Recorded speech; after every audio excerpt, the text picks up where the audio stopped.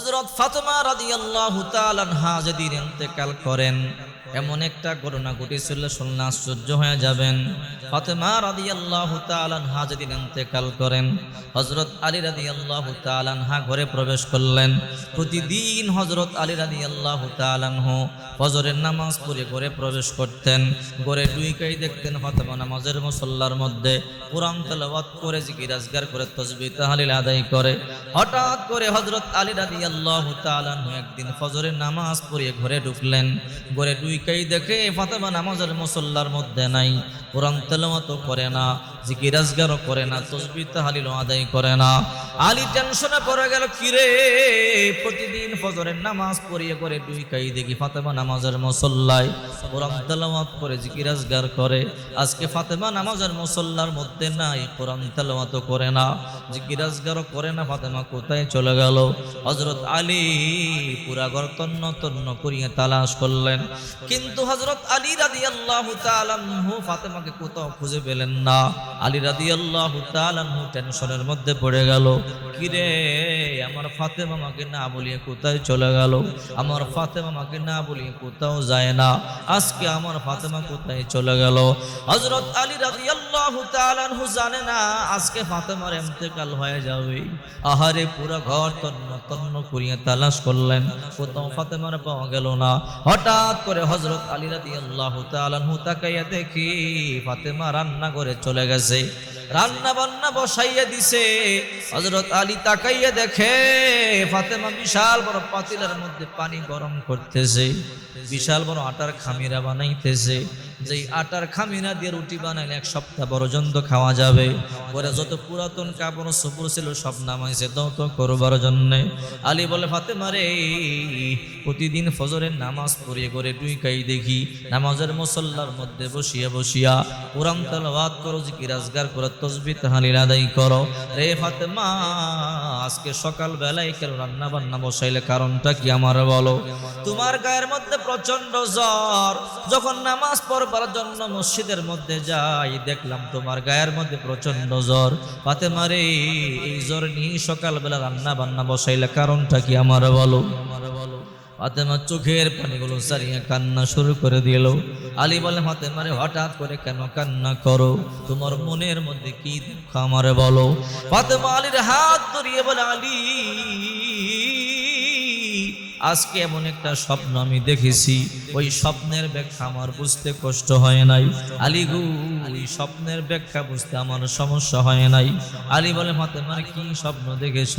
ওগো আলী, আমি স্বপ্ন দেখেছি আমার আব্বা জান রাহমাতুল্লিল আলামিন আমার ঘরে প্রবেশ করলেন।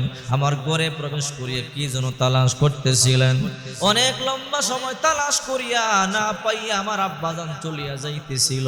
আমি দৌড়াইয়া গেলাম, আব্বা জান, আমার ঘরে আপনি কি তালাশ করতেছিলেন? আপনি না পাইয়া চলিয়া যান, কারণটা কি আপনি আমারে বলেন?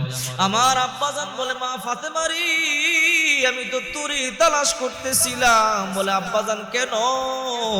রে ফাতেমা, একটা সংবাদ তোমার আজকে আমি দিব, ওই সংবাদটা শুনবার পরে কান্না করবা না, ওই সংবাদটা শুনবার পরে মন খারাপ করবা না। ফাতেমা বলে, আব্বা জান আপনি বলেন, আমি মন খারাপ করব না, আমি কান্না করব না। আল্লাহর পয়গম্বর বলে, ফাতেমা রে, আজকে সাহারি খাইছো আলীর সাথে, আর ইফতার করবা আমি নবীর সাথে। তার মানে আজকে সন্ধ্যার আগেই তোমার ইন্তেকাল হয়ে যাবে। ফাতেমা শোনার পর আশ্চর্য হয়ে গেল, মাথার মধ্যে যেন আসমানটা ভাঙিয়া পড়ল। আমার আব্বা জান আমার কি সংবাদ শোনাইল? আমার আজকে ইন্তেকাল হয়ে যাবে, সন্ধ্যার আগে আমার মরণ হয়ে যাবে। আলী গো, এই স্বপ্নের ব্যাখ্যা আমার বুঝতে বাকি নাই, আমার কষ্ট হয় নাই। আজকে আমার জিন্দেগির শেষ দিন, আজকে আমার ইন্তেকাল হয়ে যাবে, আজকে আমার মরণ হয়ে যাবে। ফাতেমা আলীর হাত ধরিয়া চোখের পানিগুলো সারিয়া সারিয়া কান্দে। আলী বলে, ফাতেমা রে, এত বড় আটার খামিরা কেন বানাইলা? যেই আটা দিয়ে রুটি বানাইলে এক সপ্তাহ পর্যন্ত খাওয়া যাবে, ফাতেমা বলে আলী আমি জানি আপনি আমারে বড় ভালোবাসেন, বড় মোহাব্বত করেন। আলী গো হাসান হুসাইন তো আমি বড় ভালোবাসি, বড় মোহাব্বত করি। আজকে আমার ইন্তেকাল হয়ে যাবে, আমার ঘরে এক সপ্তাহ পর্যন্ত রান্না বান্না চলবে না, আপনিও না খায়া থাকবেন, হাসান হুসাইন না খায়া থাকবে, আমি মা ফাতেমা সহ্য করতে পারবো না। এই জন্য এত বড় আটার খামিরা বানাইলাম, এক সপ্তাহের জন্য রুটি বানাইয়ে শুকাইয়ে দিয়া যাব, যেন হাসান হুসাইন কিনে আপনি খাইতে পারেন। আলী বলে ফাতেমারে বুঝলাম, ঘরে যত পুরাতন কাপড় চোপড় ছিল সব নামাইলা দাও তো করবার জন্য, কারণটা কি আমারে বলো। ফাতেমা চোখের পানি মুছারিয়ে কান্না করে বলে আলী আমি আপনার খেদমত করতে বড় পছন্দ করতাম, আমি আপনার কাপড় চোপড় দাও তো করতে বড় পছন্দ করতাম। ওগো আলী আজকে আমার ইন্তেকাল হয়ে যাবে, আমি আর আপনার কাপড় চোপড় দৌত করতে পারবো না। এই জন্য ঘরের যত পুরাতন কাপড় চোপড় ছিল সব নামাইলাম দৌত করবার জন্য, আমি জীবনের মতো আজকে দৌত করিয়ে দিয়ে যাব।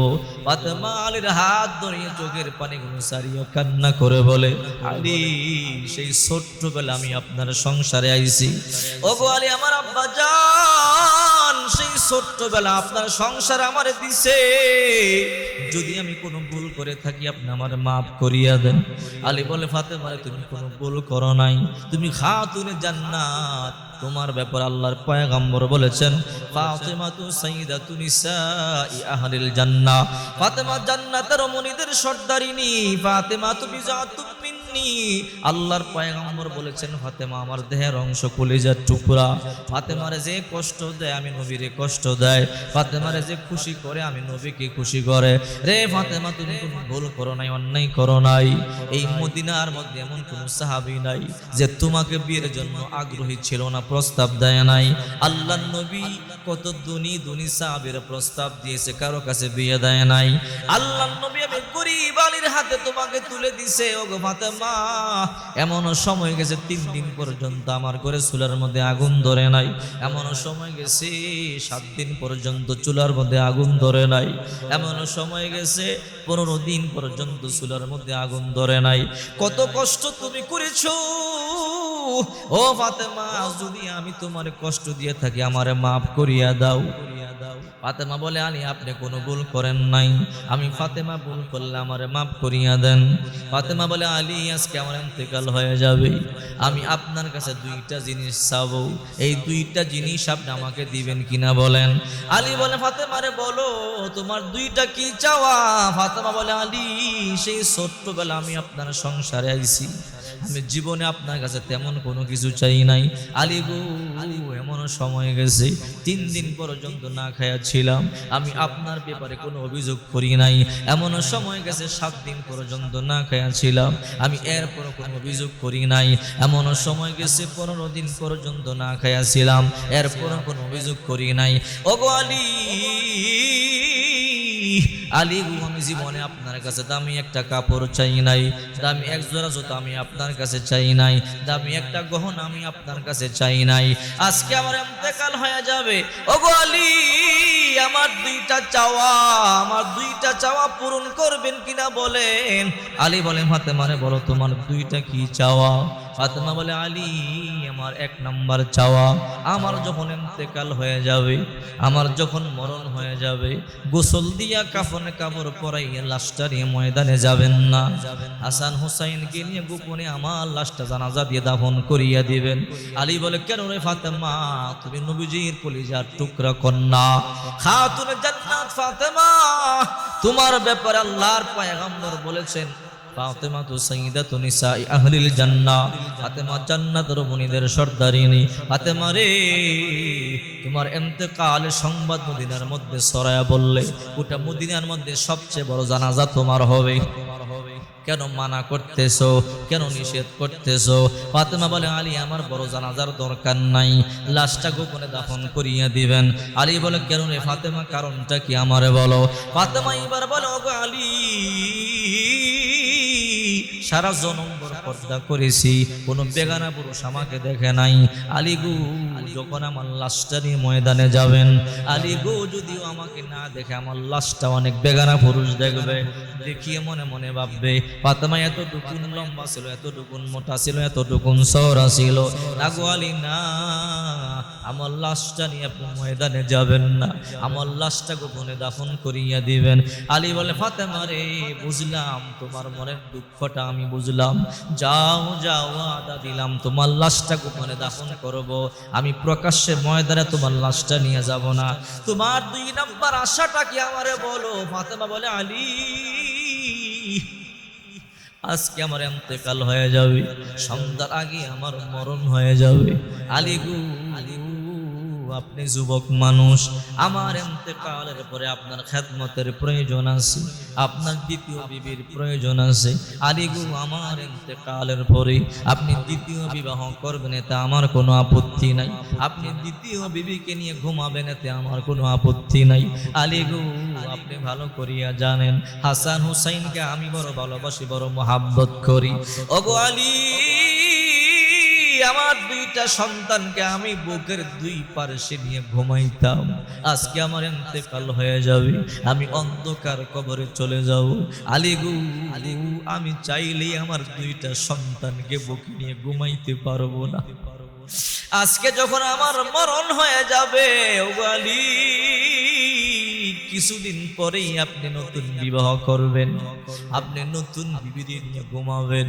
আলী গো, পাশের ঘরে আমার 2টা সন্তান হাসান হুসাইন গভীর রাত মা মা বলিয়া বলিয়া চিৎকার করে কান্না করবে। আমার 2টা সন্তান গভীর রাত্রি কান্না করে বলবে, মা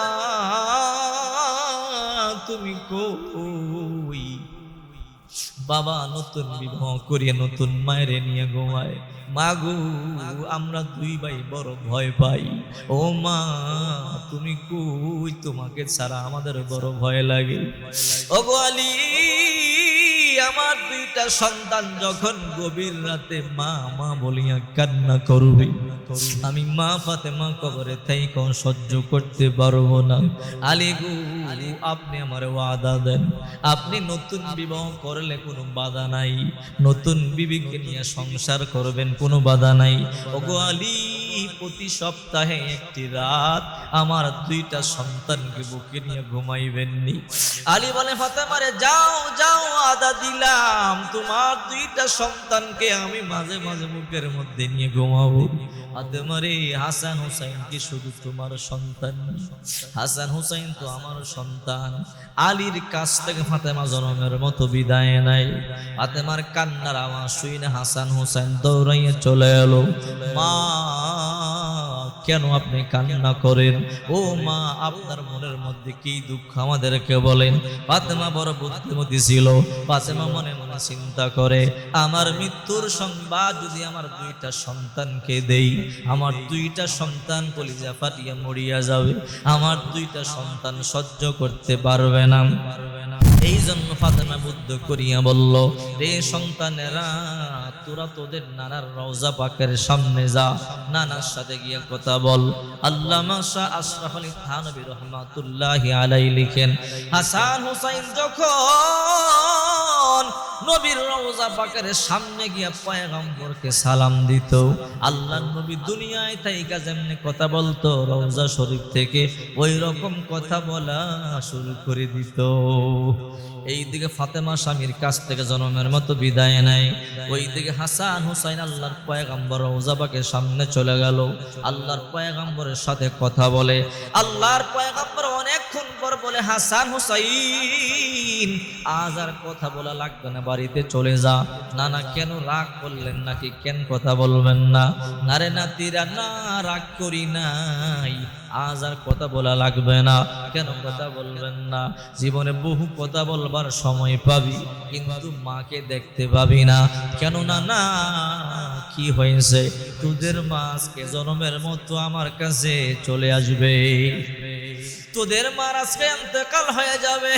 এই সংবাদটা শুনতে দেরি 2 ভাইয়ের মাথার মধ্যে যেন আসমানটা ভাঙিয়া পড়লো। 2 ভাই আশ্চর্য হইয়া মাটির মধ্যে গড়াগড়ি করিয়া গলা কাটা মুরগির মতো ছটফট করিয়া কান্না শুরু করলো। রে ভাই হাসান, রে ভাই হুসাইন, নানা কি শোনাইল? মায়ে নাকি আজকে চলিয়া যাবে। মায়ে যদি চলিয়া যায় আমরা কারে মা বলে ডাকবো? কার বুকের মধ্যে আমরা ঘুমাবো? না, মাকে মরতে দিতে পারি না। দুই ভাই গলা কাটা মুরগির মতো ছটফট করিয়া করিয়া কান্দে। কিছুক্ষণ পর দুই ভাই উঠা দৌড়াইয়া বাড়ির দিকে রওনা। চল, মায়ের নাকি আজকে চলিয়া যাবে। মায়ের চলিয়া গেলে কারে আমরা মা বলিয়া ডাকবো? দুই ভাই দৌড়াইয়া বাড়িতে গেল। বাড়িতে গিয়া দেখে বাবাও কান্দে, মাও কান্দে। মা, সত্য কথা কেন গোপন করেছো? কি সত্য কথা? নানা সব বলিয়া দিস। মাগু, আজকে নাকি তোমার মরণ হয়ে যাবে, আজকে নাকি তোমার ইন্তেকাল হয়ে যাবে। মা, তুমি না জানো তোমার গলায় না দুইরা ঘুমাইতে পারি না। ও মা, ক্ষুধা লাগলেই না তুমি আমাদের দুই ভাইকে খাবার খাওয়াইয়া দিতা, তুমি না গোসল দিয়া তুল মালিশ করিয়া দিতা, জামা কাপড় পরাইয়া দিতা, মাথার চুল তুমি না আশ্রয়া দিতা। মাগু, আজকে তুমি যদি চলিয়া যাও, কি আমাদের মাথার চুল আশ্রয় দিবে? কার গলার মধ্যে ধইরা আমরা ঘুমাবো? ক্ষুধা লাগলে কি খাবার খাওয়াবে? দুঃখের সময় কে সান্ত্বনা দিবে? জামা কাপড় পরাইয়া কে নানার মসজিদের মধ্যে পাঠাবে? মা, তুমি মরতে পারো না, তুমি মরলে আমরা কেমনে বাঁচবো? ফাতেমার কলিজা যেন ফাটিয়া যায়। ফাতেমাও কান্দে, আলীও কান্দে, হাসান হুসাইনও কান্দে। গোটা ঘর কান্নার রোল পড়ে গেল। আহারে, কিছুক্ষণ পর ফাতেমার ইন্তেকাল হয়ে যাবে। হাসান হুসাইন মায়ের দুই পার্শ্বে বসে আছে। হযরত আলী রাদিয়াল্লাহু তাআলা আনহু মাতার পার্শ্বে বসে আছে। হযরত ফাতেমা রাদিয়াল্লাহু তাআলা আনহার প্রচন্ড জ্বর। অনেকক্ষণ পর মালাকুল মাউত আয়েশা ফাতেমার জানটা কবজ করিয়ে নিয়ে যায়। ফাতেমার লাশটা পড়িয়া থাকে। হাসান হুসাইন চোখের পানিগুলো সারিয়া কান্দে, আলীও কান্দে। কিছুক্ষণ পর গোসল দিয়া লাশটা খাটিয়ার মধ্যে হযরত আলী রাদিয়াল্লাহু তাআলা আনহু উঠাইলেন। খাটিয়া বহন করবার জন্য 4 জন মানুষের প্রয়োজন, কিন্তু হাসান হুসাইন দুই পাশে ধরল, আলী রাদিয়াল্লাহু তাআলা আনহু এক পাশে ধরল। খাটিয়ার তো আরেক পাশ খালি আছে, কে ধরবে? হযরত আলী রাদিয়াল্লাহু তাআলা আনহু মনে মনে চিন্তা করে, ফাতেমা তো বলেছে কাউকে বলবেন না, গোপনে দাফন করবেন, এত রাত্রে আমি কাকে ডাকবো? ফাতেমা তো নিষেধ করে গেল। হযরত আলী বড় টেনশনের মধ্যে পড়ে গেল। রওজা পাকের সামনে একটা সাহাবী ঘুমায়, নাম তার আবু যর গিফারি। হযরত আবু যর গিফারি রাদিয়াল্লাহু তাআলা এমন একজন সাহাবী।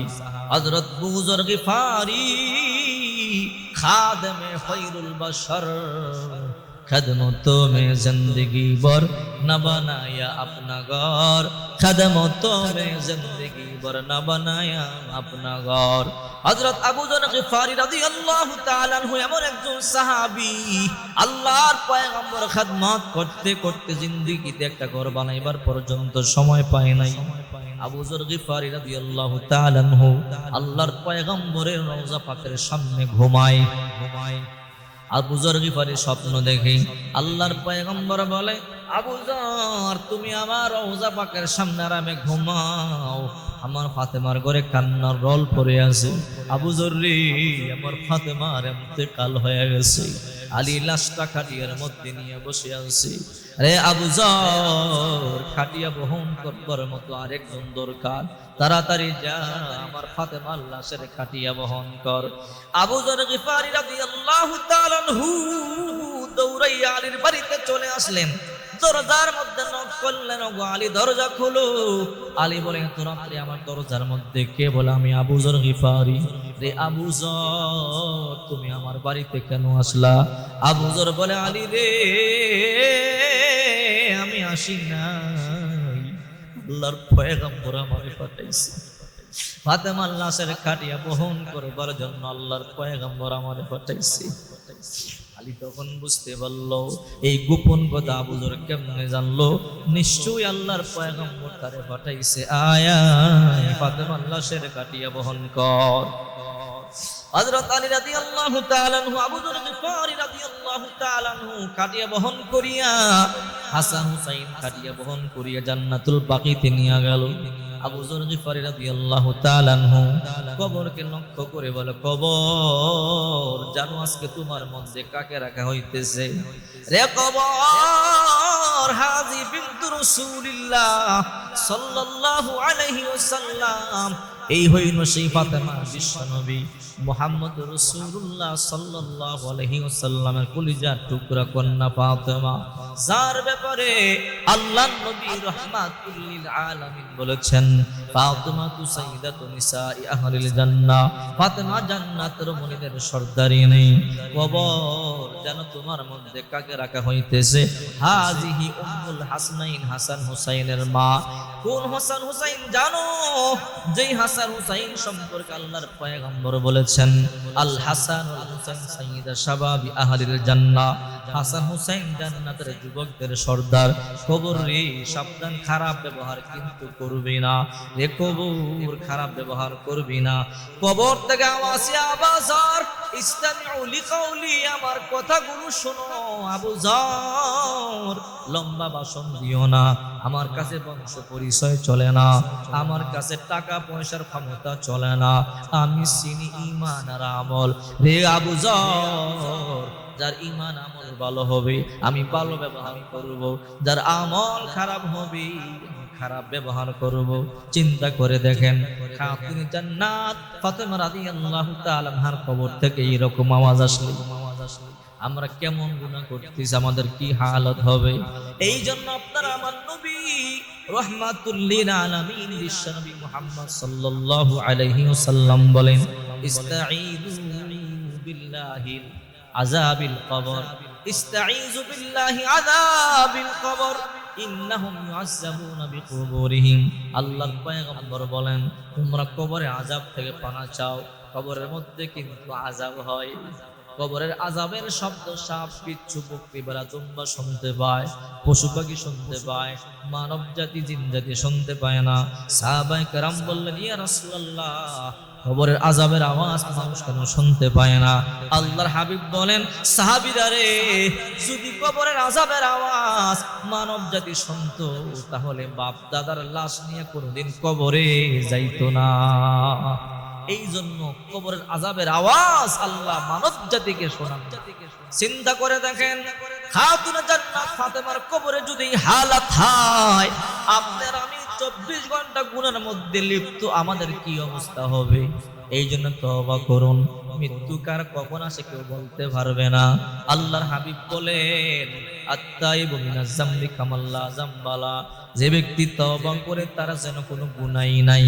তওবার মতো তওবা করলে এমন হয়ে যায়, একটা শিশু বাচ্চা জন্ম নিলে যেমন তার গুনাহ নাই, একটা তওবাকারী এমন হয়ে যায়। এই জন্য তওবা করেন, চোখের পানি ফেলে কান্না করেন, দেখবেন আল্লাহ জিন্দেগীর সব গুনাহগুলোকে মাফ করে দিবেন।